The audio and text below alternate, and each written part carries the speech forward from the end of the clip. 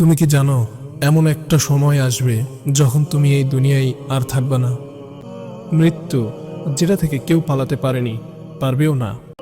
আজ আমি তোমাকে বলবো মৃত্যুর আগে 5টি গুরুত্বপূর্ণ আলামত, যেগুলো বুঝলে হয়তো তুমি আজই বদলে যেতে পারো। 1 নাম্বার, দুনিয়ার প্রতি আগ্রহ কমে যাওয়া। যখন একজন মানুষের মৃত্যু কাছাকাছি আসে, তখন তার অন্তরে ধীরে ধীরে দুনিয়ার প্রতি আকর্ষণ কমে যেতে থাকে।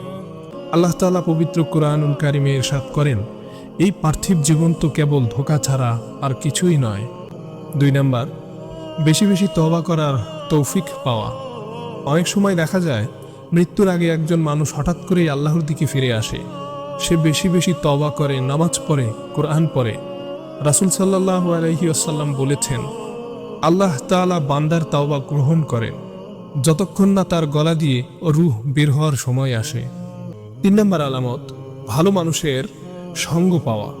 মৃত্যুর আগে অনেকের জীবনে এমন কিছু মানুষ আসে যারা তাকে আল্লাহর পথে ডাকে। তারা হয়তো তাকে নামাজের কথা মনে করিয়ে দেয়, হারাম থেকে দূরে থাকতে বলে, সৎ পরামর্শ দেয়।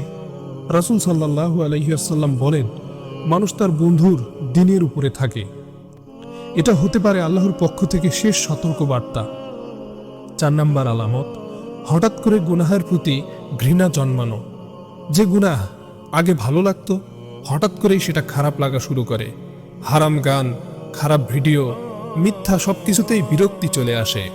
রাসূল সাল্লাল্লাহু আলাইহি ওয়াসাল্লাম এই বিষয়ে বলেন, যে ব্যক্তি ভালো কাজ করলে খুশি হয় এবং খারাপ কাজ করলে কষ্ট পায়, সেই হচ্ছে মুমিন।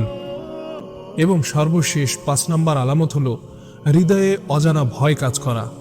মৃত্যুর আগে অনেকেই অনুভব করে এটা অজানা ভয়, একটা অজানা ভয়। মনে হয় কিছু একটা হতে যাচ্ছে, একটা অস্বস্তি কাজ করে।